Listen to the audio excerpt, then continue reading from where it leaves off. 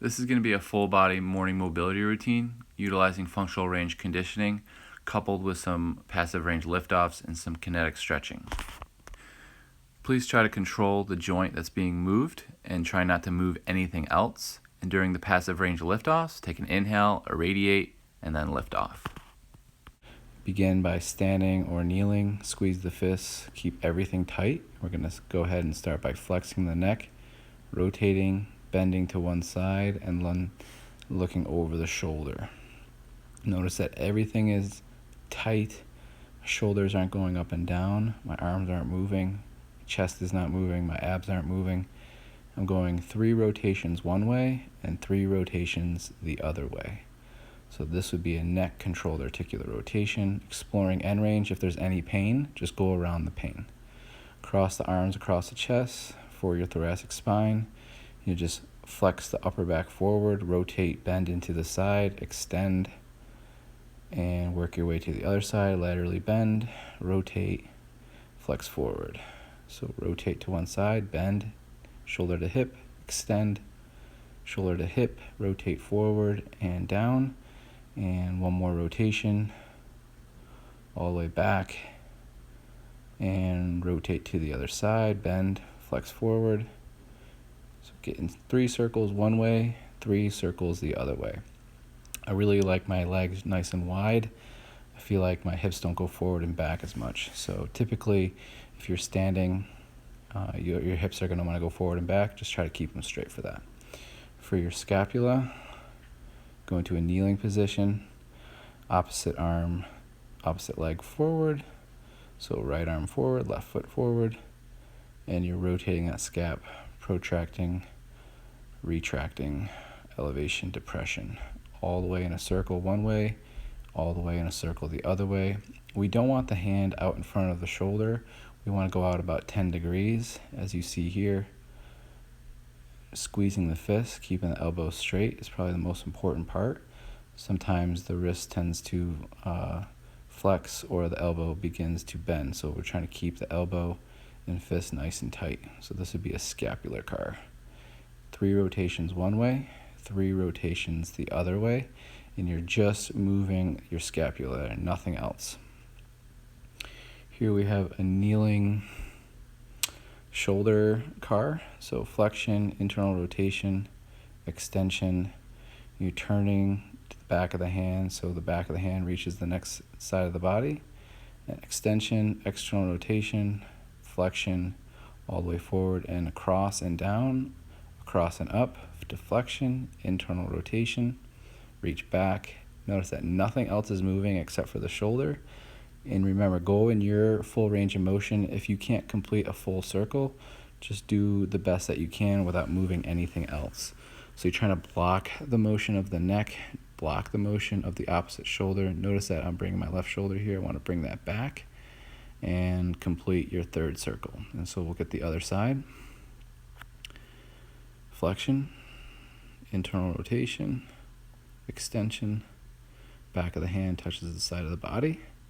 Extension, external rotation, flexion, adduction across the body and down, across and up, back, twist, turn, back of the hand reaches the body, extend, externally rotate, all the way to flexion, forward and across, one more, forward and across, internal rotation, extension, adduction, adduction to extension, external rotation, deflection, all the way to adduction. So that would be a shoulder controlled articular rotation. And we're going to get the elbows, palms face forward, supination, pronation, and extension. And this is all the elbow joint here. So supination, flexion, pronation, extension, and then pronation, flexion, supination, extension. Just trying to follow me here, keeping the elbows super tight here. Nothing else moves except for the elbows. Really squeezing the biceps and triceps here. The next thing we'll get is our wrists. Wrists go out in front of the elbows. Bend the elbows 90 degrees. Glue the elbows next to the rib cage. And you're just taking your wrist through a full range of motion, through a full circle, all the way from extension to flexion.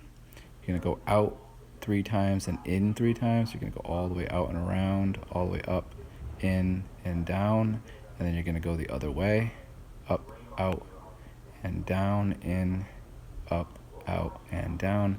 And for wrists and ankles, you can generally get 3 to 5 circles. They tend to be a little bit faster than your shoulder or any other joint. From here, we'll get the hip in a quadruped position, gluing the hands into the ground, trying not to move the back. You're going to go with flexion with the hip, abduction, internal rotation all the way to extension, and then back down and forward, all the way out and around. And you're trying not to move anything but the hip. So if your back starts to move or if your arms start to move, try to block that. Taking your hip through its full range of motion here, you can get about 3 circles one way and 3 circles the other way. You want to make sure that that knee is 90 degrees and the foot is dorsiflexed the whole time. If you have a tough time keeping the knee bent, you can put a tennis ball behind the back of your knee while you do this, or a cloth, just so you know that you're doing it the right way. That's what I did when I started. And then also maybe putting a block on your back if you feel like your back is moving, and making sure that you're keeping everything tight through this full range of motion and your knee bent at 90 degrees, and you're getting your full hip circle here on both sides. About 3 rotations one way, 3 rotations the other way, and that would be a hip controlled articular rotation. Next, we'll get our knees. Hold on to the back of the hamstring, pull the thigh up toward the chest, externally rotate, extend, flexion, and in and down. So noticing that I'm moving my foot out and in, so out, in, down, in and up, out and down, in, up, out and down, in, up, out and down.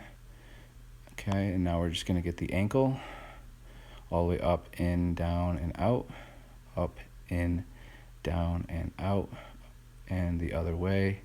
Full circles here, go as slow as you can. It's not a race, and just exploring your full range of motion of the ankle. About 3 to 5 circles one way, 3 to 5 circles the other way. After your ankle, we'll go ahead and get into the toes. What we'll do here is place the foot on the ground, pull the shin toward the chest, and just bring the toes up off the ground, big toes up, and then small toes down. And then we're going to switch. So big toes up and then small toes down. And after we do a couple rounds of that, we're going to piano the toes down from pinky to big toe. And after we do that, we'll keep all 5 toes up and just tap the big toe down. And you can perform 3 reps of that, 3 reps of the piano, and 2 reps of a hold with the big toe up and all the small toes up. So that's working intrinsic foot strength here, and really trying to control each movement. And then lastly, on this side, we'll get the patella, pushing the patella around in a circle. This is going to be the only car that will do that our leg is actually totally relaxed. And we're pushing that patella in a full circle with our thumbs through our pants, or if the pants aren't there, then you just push the kneecap around in a full 360-degree circle. If there's any pain, just go away from the pain, but know that your patella should be able to move, and if it doesn't move, then that might be an issue. And if you do have an issue like that, that's something that you can comment below or message me, and I can maybe help you through. So here we're getting the other side: out, up, in, down, out, up, in, down, in and up, out and down, in and up, out and down, in and up, out and down. And then we'll get our ankle. After a couple more here, you can go in either direction, out and up, down and in, whatever you'd like, just making sure that you're externally and internally rotating that tibia. Here we're getting our full circles of our ankle, about 2 one way, 2 the other, 3 one way, 3 the other, going about 3 to 4 circles here, and just kind of really controlling that, noticing if it's harder to go out or in, and trying to create a full circle with your ankles. After that, we'll get our toes on this side. It'll be the same process. we will put one big toe down and all 4 toes up. We'll hold it for about 5 seconds, and then we switch. And then it'll be big toe down, small toes up, small toes down, big toes up.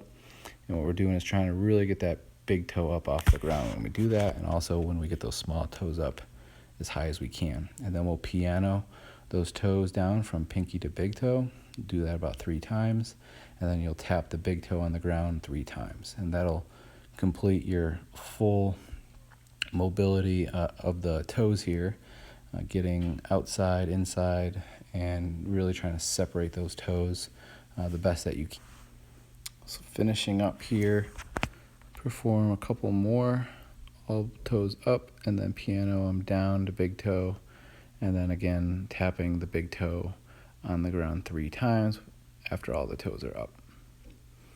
After that, we'll get the patella on the opposite side.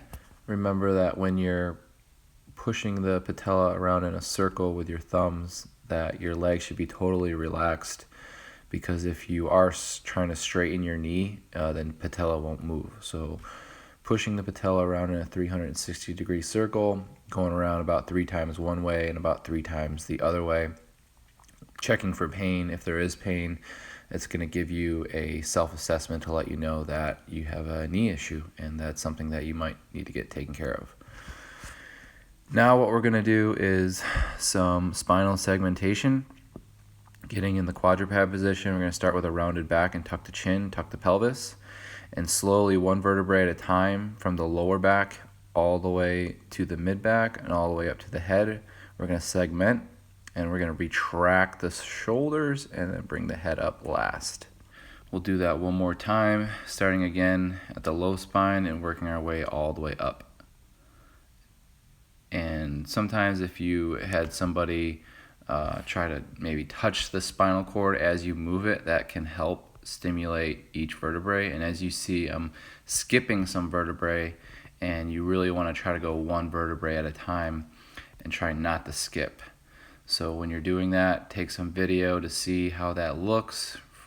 In my vantage point right now, it looks okay, but it definitely could be a lot better.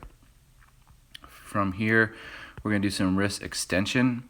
We're just basically going to move back and forth with our fingertips toward our body, palms facing the ground, just kind of rock back and forth. This would be called a kinetic stretch, where we're moving through the stretch in our end range. This is slightly passive but also active, because we're putting force when we move forward, and then you can also switch the palms so the fingertips are facing forward, leaning over them, getting a kinetic stretch in the wrist.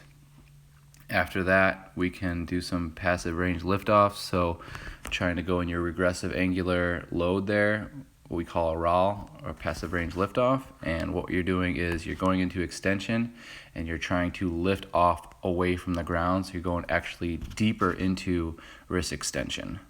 This is going to help cause a little bit more neurological drive in that area and help strengthen the wrists. Here we have wrist flexion. We're going to hold it passively. You don't want to press too hard, and then what we're going to do is actively try to flex the palms or the fingertips toward the body. If you can, try to make a fist. When I first started doing this, I felt like my wrist was going to break, so you have to take your time with this, and you have to go very low intensity to start. From here, I'm pushing out, and I'm going with 1 flexion of the wrist and 1 extension of the wrist. You're going to feel a lot of neurological activity through the triceps, through the shoulders, through the biceps, through the wrists. I really like this one. Gets a lot of neurological drive throughout the entire system here.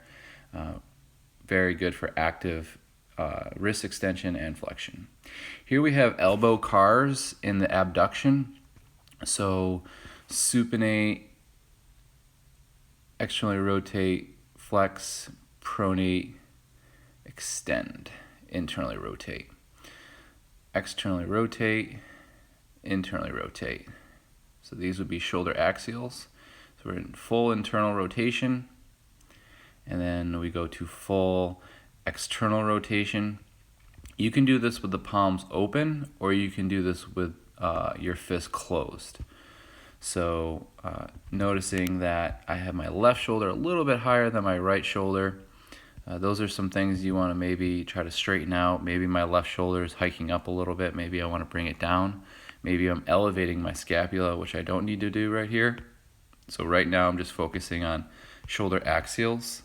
And axials basically means internal to external rotation. So you could do this for your hips. You could also do it for your shoulders. So anything that allows you to do both.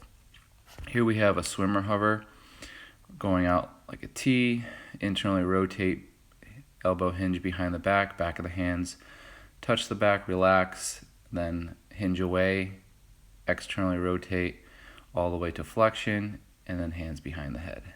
From here, we'll target our elbow. This is called an elbow hinge. We're going to find full shoulder extension to start, and then from here, what we're going to do is squeeze the fists, flex the elbow from extension, and then extend the elbow. This will be harder if you really go into full shoulder extension first and try not to move out of the shoulder extension. This is going to challenge your elbow.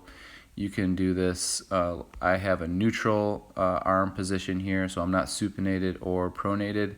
And right now I'm just squeezing, keeping those elbows back as far as I can, and this would be called elbow hinge. From here, scapular cars, utilizing the ground to create radiation and some barrier. So what we're doing is basically moving our scapula in a full circle. We're going to go about 3 times forward and around, and then 3 times back and around. Remember, your scapula elevates, depresses, retracts, and protracts.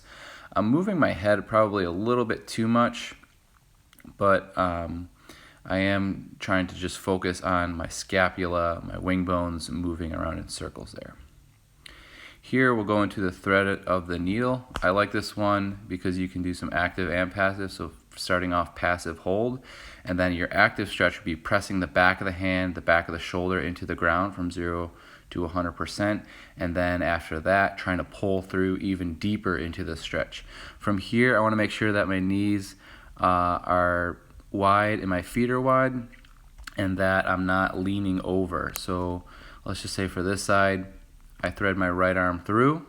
I want to shift my hips slightly to the left, and I'm pushing the back of my hand into the ground, and then I'm trying to pull through a little bit further. So you can push into the ground, pull into the ground, and then also just hold there passively. Really good for the rear deltoid and thoracic spine.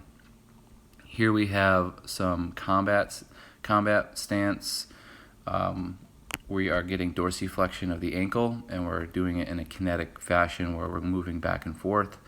If you're not able to do this on the ground, you can also do this on the box. Again, if you wanted to turn this into an active stretch, what you would do is hold this position passively first for about a minute, and then begin to press the front of the foot into the ground from 0 to about 100%, and then pull the toe up toward the shin. So that would be your pals and rals.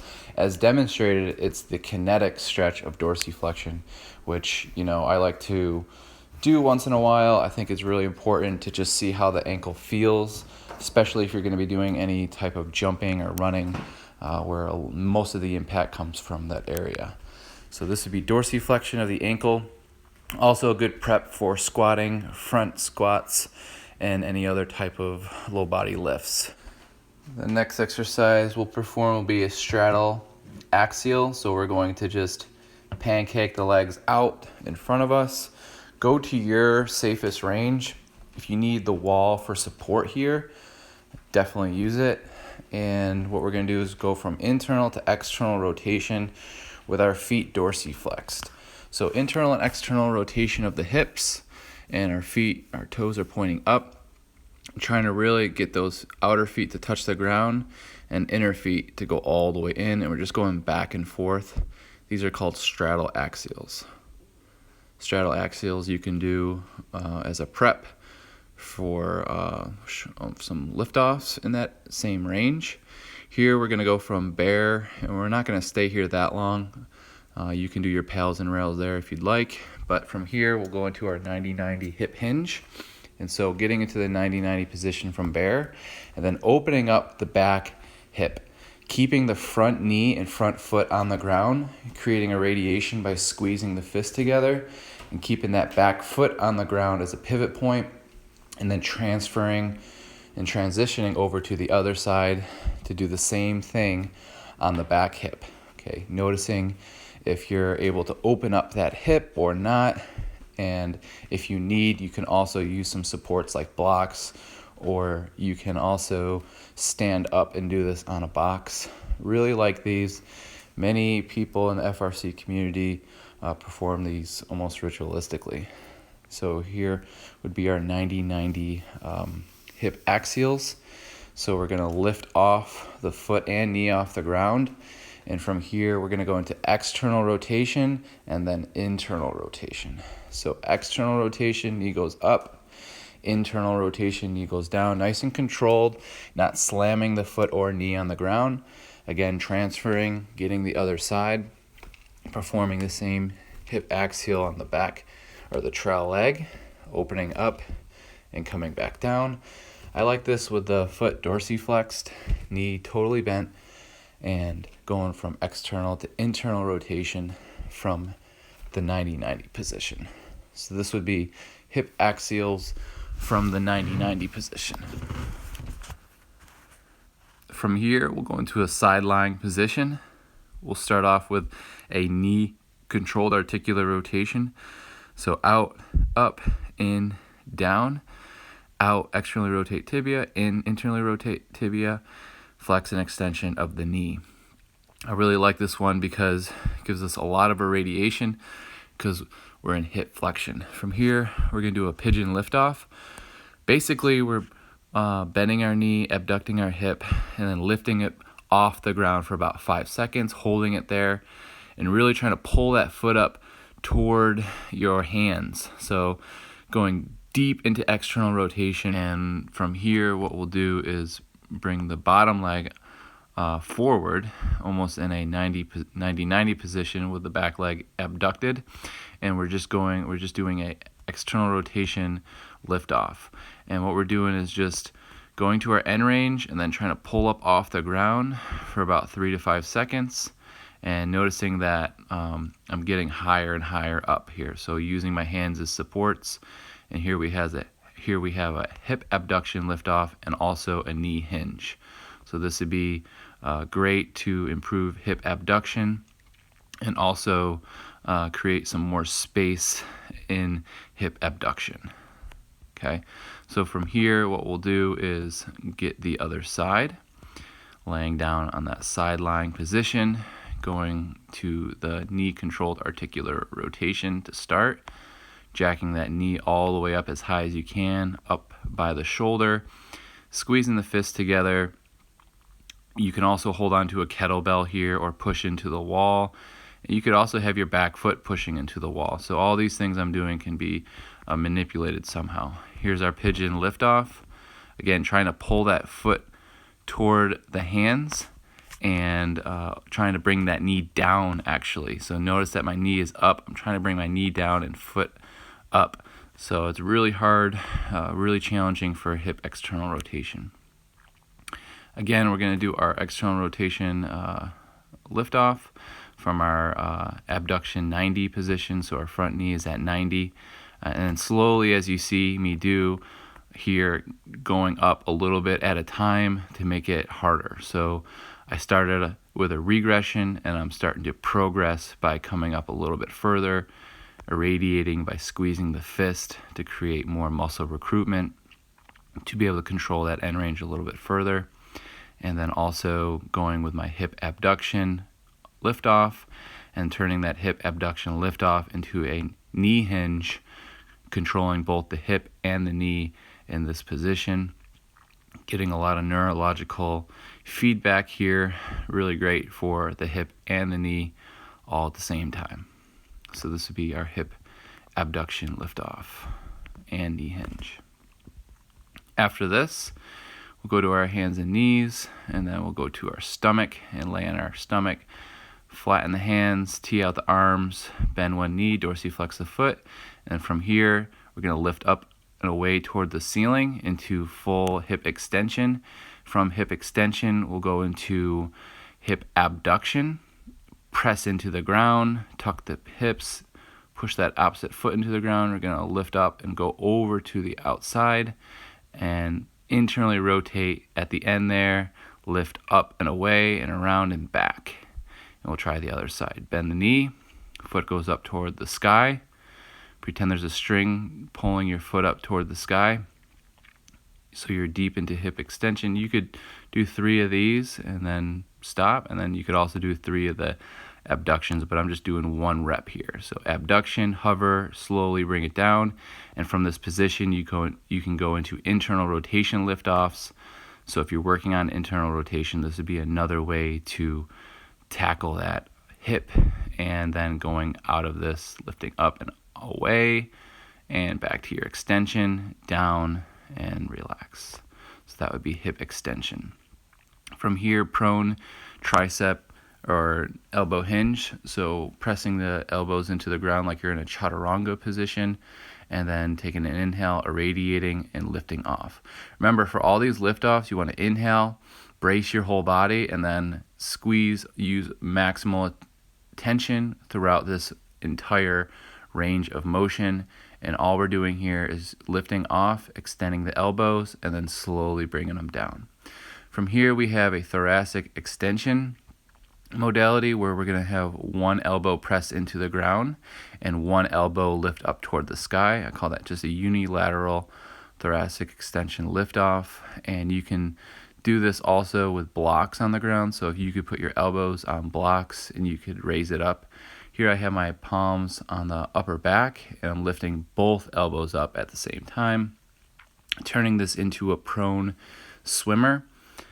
Forehead, don't want to press too hard into the ground. You maybe use a cloth there to support your forehead.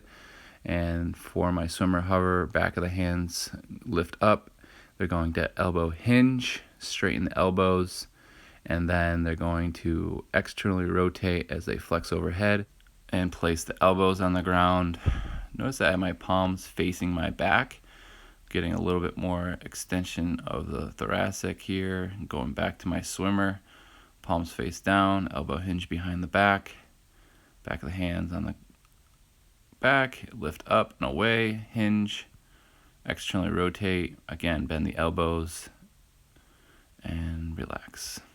From here we'll go into a Sphinx position, and I just generally like to perform some controlled articular rotations of the neck here, trying to alleviate any type of tension that I may have caused throughout any of those exercises. Always important to go through the controlled articular rotations to save your work in whatever mobility exercises that you're doing. From here, child pose, shoulder flexion liftoffs, pressing 1 hand into the ground and then lifting the opposite hand up toward the sky. These would just be called shoulder flexion passive range liftoffs.